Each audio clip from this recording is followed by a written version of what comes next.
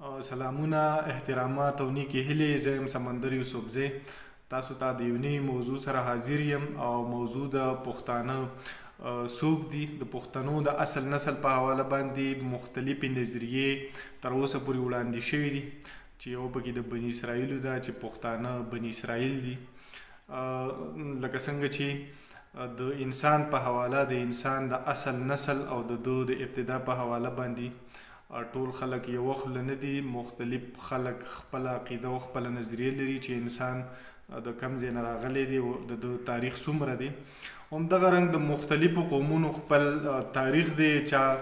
ډیرو قومونو خپل تاریخ په صحیح معنو کې لیکلی دی او ډیرو نه دی لیکلی. زموږ سره د پښتنو تاریخ چې کوم دی نو دا نیمګړی دی. د دوی تاریخ داسې ښکاري چې په زرګونو کاله نه هم ډېر مخکې دی، خو چونکې د دوی په شا مختلف محرکات کیدی شي چې پای کې غټ محرک د دوی خپله ناپوهي او کم علمي هم دا چې دوی په وخت باندې خپل تاریخ نه لیکلی دی نه یې خوندي کړی دی. خو کله چې په دوی پسې په د جهانګیر په دربار کې او د مغولو چې څومره هم حکومتونه دي په هغې کې وخت په وخت په دوی پسې پروپیګنډې شروع شوې، او چې کله د جهانګیر په دربار کې د پښتنو په حواله باندې دا ویلې شوه چې دا د تاریخي پرشته چې کوم محمد قاسم پرشته ولیکو، نو په هغې کې د مطلع الانوار په حواله هغه لیکلي دي چې پښتانه قطبي فرعونیان دي. کله چې د موسی علیه السلام سره د فرعون کومه شخړه روانه وه او په هغې کې فرعون شکست وخوړو، نو دغه قطبي خلک چې کوم نو په هغې کې زیاترو موسی علیه السلام پیروي کړې وه. موسی علیه السلام یې منلی، خو چې کوم نه منلی نو هغې چې کوم دی هغې بیا دلته راوتښتېده او څوک چې دی نو د هندوستان ته راله، د کوه سلیمان خوا او شا دیره شوه چې دا موجوده پښتانه دي. د دې نه علاوه چې کوم دی نو د شیر محمد ګنډاپور د تاریخي خورشید جهان په هغې کې چې کوم دی نو د پښتنو په حواله باندې دغه یو حواله هم را نقل کړې شوې ده چې دا د دیوانو پیریانو بچي دي، کوم چې یو زر جنکۍ اغوا شوي او په یو غر کې بند کړې شوي. د هغې سره هغوی چې کومه شپه تېره کړې وه نو د هغې شپې نه پس چې کوم اولاد پیدا شوی وه، چونکې حرامیانو د پیریانو د دیوانو بچي هم دغه اولاد چې کوم دی نو دا د موجوده پښتانه دي. په دې وجه باندې په دغه دربار کې چې کوم دی نو خان جهان لودي و څوک چې یو نواب و، هغه هم د دغې دربار خواجه نعمت الله هروي کوم چې واقع نویس و هغه یې ولېږو افغانستان ته، او هغه له دا ذمهواري ورکوه چې د پښتنو تاریخ هغه مرتب کړه، هغه ولیکه. هغه د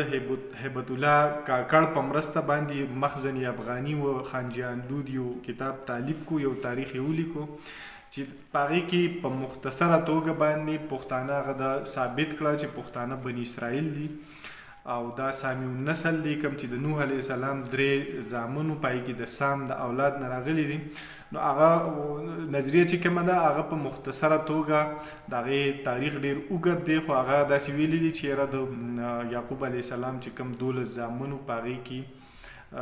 طالوت یعنی ساول دا د بنیامین چې کومه د بنیامین قبیله وه د هغې په هغې کې دا پیدا شوی او همدغه د پښتنو جدي امجد دی، دا د هغوی چې کوم دی موروث اعلی دی. دغه طالوت چې کوم نو دا د په دغه وخت کې چې کوم پیغمبر و شمویل علیه السلام یا سمویل علیه السلام د هغه په هدایت او د دغه وخت چې کوم بني اسرائیلو د هغوی په غوښتنه باندې د بني اسرائیلو بادشاه شو، او بیا هم د دغه پیغمبر په هدایت باندې چې دغه خوا ته د عمالته قام یا پلستیان چې دي د هغوی یو بادشاه و جالوت د هغه خلاف جنګ له لاړو او د ده سره چې کوم خلک په لښکر کې تلي نو هغوی ډېرو پکې نافرماني کړې وه،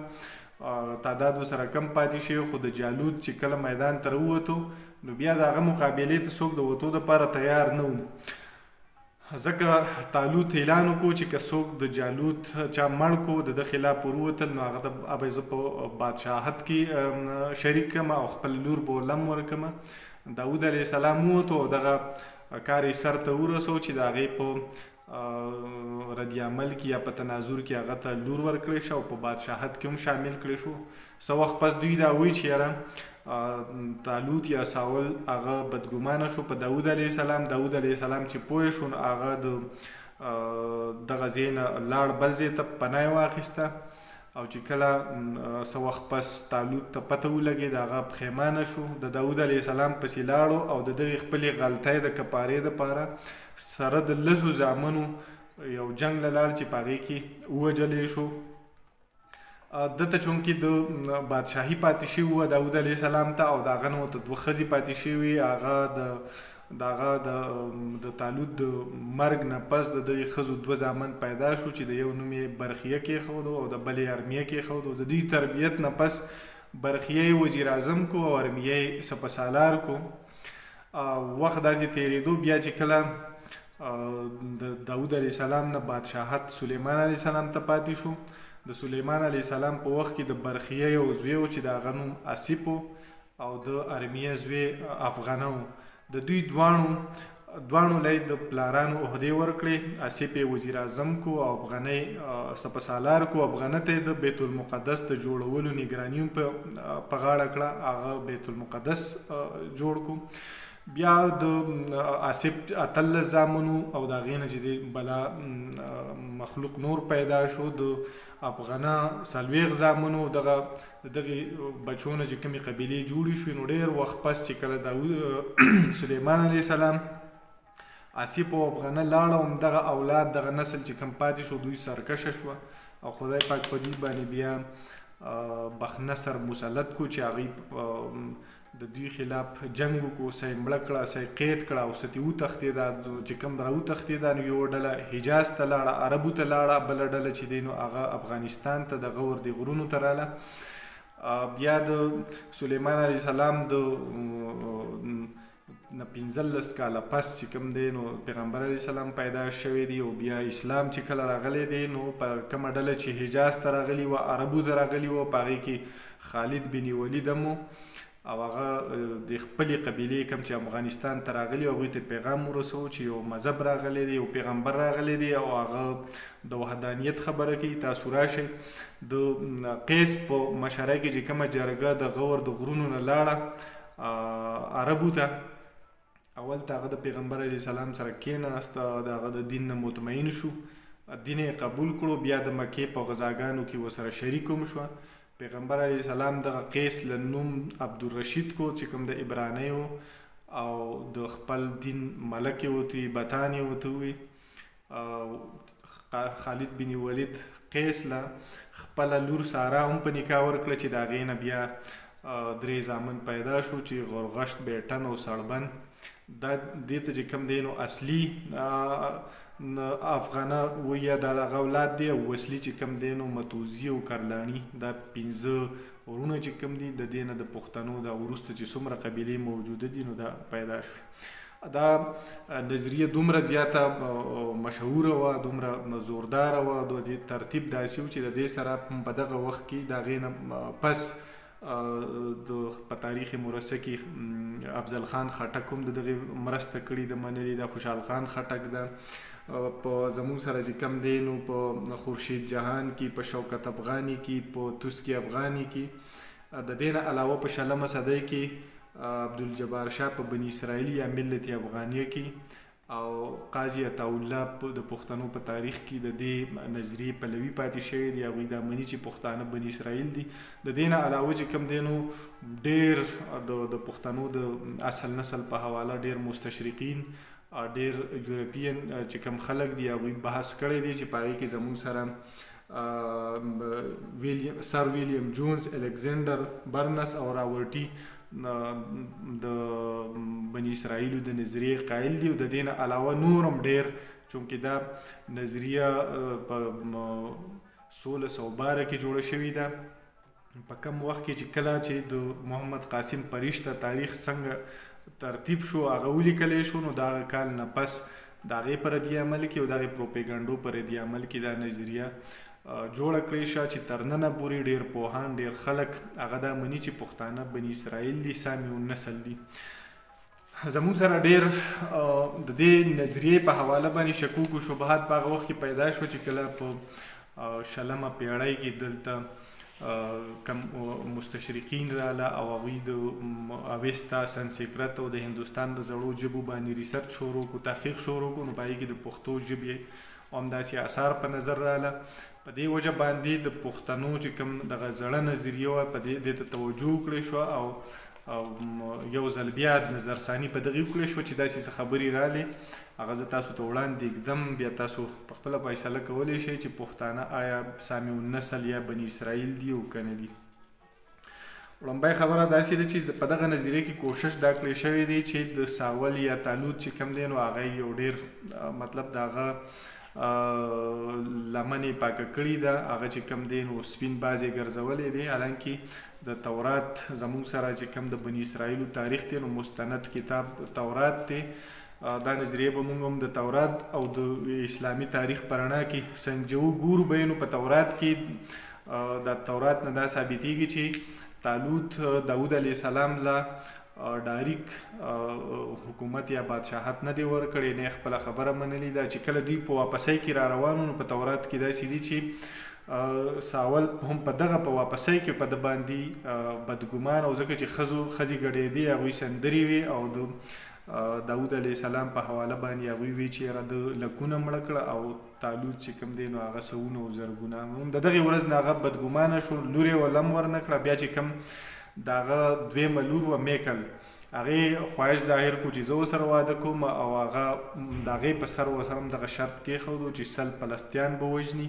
هغه د 100 په ځای باندې 200 ووژل. بیا هغه لور چې ور ورکړه نو د هغې نه پس په داود علیه السلام دومره بدګمانه شو کوشش یې کوو چې هغه ووژي. چې پوه شو نو د تالوت یو زوی چې کوم د یوتن د هغه په مرسته باندې هغه بچ کړی شو او خواته یو ملک و جات چې هغې ته لاړ او د اکیس یو بادشاه و د هغه سره سیاسي پناه واخیسته. یو خو دغه خبره ده چې دوی ډایرک دته بادشاهت نه دی منتقل شوی. بیا چې کوم دی دغه خبره چې دی لاړو او د کومه پښیمانه شوی او د هغې د کفارې دپاره په یوه غذا کې سره د 10 زامنو دی وجلی شوی دی یا شهید شوی دی. نو زموږ سره چې کم تاریخ موجود دی نو د هغې په رڼا کې د تالوت 10 زامن نه و بلکې د هغه 4 زامنو چې په هغې کې اشبوست و یونتن و ملکیش و ابینداب دا چې کوم دی نو دا 4 زامنو چې دی ذکر شوی دی اشبوست پکې پاتې شوی و دا نور 3 د ده سره وجلی شوي و چې کله دی د فلسطینیانو سره ګیر شو نو د ځان په خپله وجلی د خپلې بېعزتۍ د بچ کېدو نه چې یاره هغوی زه ګیر کړم نو بیا زما بېعزتي کوي د هغې نه خپل یو نوکر ته یې ووایي چې ما ووجنه خو هغه دغه زړه ونه کړو د بیا په خپله ځان وجلی دی. نو یو خو دغه ثابته شو چې د یو خو 10 زامن هم نه و دویمه دا و چې په جنګ کې نه و بلکې ځان یې په خپله وجلی. دویمه دا دی چې زموږ سره هم په دغه نظریه کې چې کوم برخیه و چې د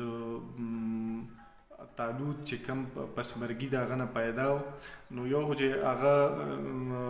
دته ښځې نه و پرېښي د ده حکومت تقریبا 9.5 کاله چې د تالوت مړ شو نو د هغه اشبوست دوی حکومت وکړو او د داود علیه السلام د هغه سره مختلف جنګونه وشوه جګړې وشوې دا خانداني جګړې وي. 9.5 کاله پس چې کوم دی نو بس بیا داود علیه السلام د ټولو بني اسرائیلو حکومت قبضه کړو. د دې نه مخکې دی صرف د یوې قبیلې د یهود بادشاه و د هغې چې کوم دی نو مشري ده کوله. نو زموږ سره په دغه تورات چې دی او یا دغه تاریخ چې کوم دی چې هغه موږ ګورو نو په هغې کې زموږ سره برخیه نوم نشته. البته یو برکیه شته چې هغه بنیامین قبیلې سره تعلق نه ساتي هغه لاوي قبیله دی او دی چې کوم دی نو د غزوې او اسب چونکې دوی مذهبي پیشواګانو دوی د مذهب سره تعلق ساتو. د اسب چې کوم نو دا د موسیقۍ ماهر و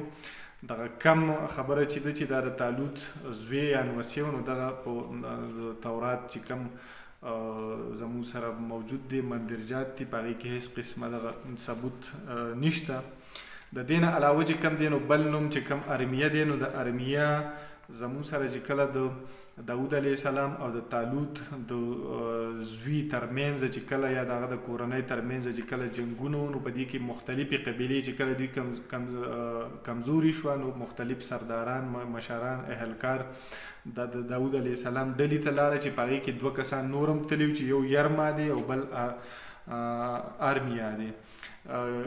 یرما دی بنیامین قبیلې سره او ارمیا چې دی نو د جد قبیلې سره او په دغه حواله باندې هم د هغوی دغه څه ذکر نشته چې دا د طالوت زامن یا د هغه خاندان چې کوم دی نو نږدې خلک یو زموږ سره چې کومه نظریه ده نو هغه د دې مرسته نه کوي. بل دا دی چې په تورات کې د آسیپ او د افغانه ذکر بالکل نشته. دا کم چې موږ بیا چې د سلیمان علیه السلام حالانکه د سلیمان علیه السلام په وخت کې چې کوم دی نو د هغه بادشاهي پای کې استحکام او ټول ریکارډ هر یو څیز موجود دی. د هغه د سرداران د هغه د همکاران چې کوم دی نو د هغې ذکر شوی دی. البته د آسیپ او د افغانه ذکر نشته. دې نه علاوه چې کله د بیت المقدس دغه تعمیر کېدو نو د هغې ټول ریکارډ ټول دستاویزات موجود دي او په هغې کې چې څومره تفصیلات جزئیاتو پورې رسېدلي دي خو په هغې کې چېرته هم د افغانه ذکر نه دی راغلی. د آسیپ د اولاد ذکر شته او په هغه وخت کې چې کله د بخنصر چې کم قیدیان دغه کړي وو په جنګ کې د هغه سره قیدیان شوي نو په هغه ځای کې چې کوم دی نو د هغه د دغې اولاد ذکر شته چې د آسیپ اولاد شته. نور د دې نه علاوه چې کوم دی نو په دغه حواله یا د دغې نظریې چې کوم د طالوت ته رسي دا بالکل نشته. دویمه دا ده چې د پښتو په حواله باندې چونکې چې دغه نومونه شته نه او دغه کردارونه شته نه نو بیا پښتو دوی د کوم ځای نه جوړه کړه او د عبراني الټه کړه افغانه او د سلیمان او آسیپ دوی ترمنځ به چې کومه ژبه وي نو هغه بیا پښتو وه. نو دغه زموږ سره چې کوم دی نو دا دغې مرسته نه کوي. دا به دغه تاریخي شواهدو په رڼا کې موږ دا ویلی شو چې داسې هیڅ قسمه شواهد زموږ سره نشته چې کوم د بني اسرائیلو تاریخ. دویم زموږ سره چې کوم دی نو د اسلامي تاریخ دی او په اسلامي تاریخ کې زموږ سره یو دغه داسې و چې خالد بن ولید راغلی سړی و کوم چې د بخنصر نه د هغه نه تېښته کړي وه کوم خلک راغلي نو هغه د بني اسرائیلو. نو زموږ سره چې د خالد بن ولید په حواله کم تفصیلات موجود دي نو دا راغلی نه بلکې دا د مکې خپل انصاریو قریشو او خپل حیثیت او د هغه په حواله باندې موږ تاریخ معلوم دی. دا خبره کیدی شي چې قیس چې کوم مدینې ته به کوم خلک راتله د مختلفو ملکونو مختلفو ځایونو نه به کومې جرګې راتلې نو په هغې کې قیس نومي سړی ذکر خو بیا موندې کېږي او دا امکان هم لري چې دا هم د دې ځای نه تلي. خو دغه خبره چې هغه د خالد بن ولید سره یې رشته وه یا چې کوم دی نو هغه د مکې په غزاګانو کې شامل شوی دی او هغه ته پیغمبر علیه السلام د خپل دین ملک یا بتان ویلی دی او بیا چې کوم دی نو دا خالد بن ولید هغه له خپله لور ساره ورکړې ده یا خالد بن ولید چې کوم دی نو د پیغمبر علیه السلام نه په دې خبره خفه شوی دی چې کله پیغمبر علیه السلام ویلی دی چې په دوزخ کې به دوزخیان چې کومه ژبه وي هغه به پښتو وي نو خالد بن ولید خفه شوی دی او بیا په هغه صورت کې خوشحاله شوی دی کله چې هغه دا ویلی دی چې خالد تور او زغره راوړه. نو دا قسمه زموږ سره نه د حدیثو په کتابونو کې نه په اسلامي تاریخ کې زموږ سره د هیڅ قسمه څه دلیل څه ثبوت نشته چې موږ یې دا وویلی شو چې خالد بن ولید دا چې کوم دی نو د پښتنو نیکه دی چونکې هغه عربی و او دا نظریه چونکې تاسو ته لکه څنګه چې پته ولګېده چې دا په سیاسي بنیادونو باندې جوړه کړې شوې وه د پښتنو پسې مختلفې پروپیګنډې وې او د هغې پروپیګنډو د لرې کولو دپاره د دوی سره همدغه یوه لاره وه چې کم مغول موجود و کم هندوانو نو هغه د حام او د یاپس په اولاد کې راتله کوم چې د نوح علیه السلام زامنو د پښتنو سره صرف او صرف سام پاتې کېدو هغې دپاره یې دغه یوه نظریه وړاندې کړې وه. نو دا امکان هم لري چې په ساینسي بنیادونو باندې دا ثابته کړی شي د ډي ان اے نه یا په ساینسي نورو تحقیقونو په ذریعه باندې چې پښتانه بني اسرائیل دي. خو دا کومه نظریه چې ما وړاندې کړه یا زموږ سره چې کوم تاریخي شواهد دي دغه کومه کړۍ چې دي دا د یو بل سره نه لړی کېږي د دې په منځ کې چې کومې د ترتیب کولو کومې کړۍ دي نو هغه سمون نه خوري. په دې وجه باندې اوس فیصله په تاسو باندې ده.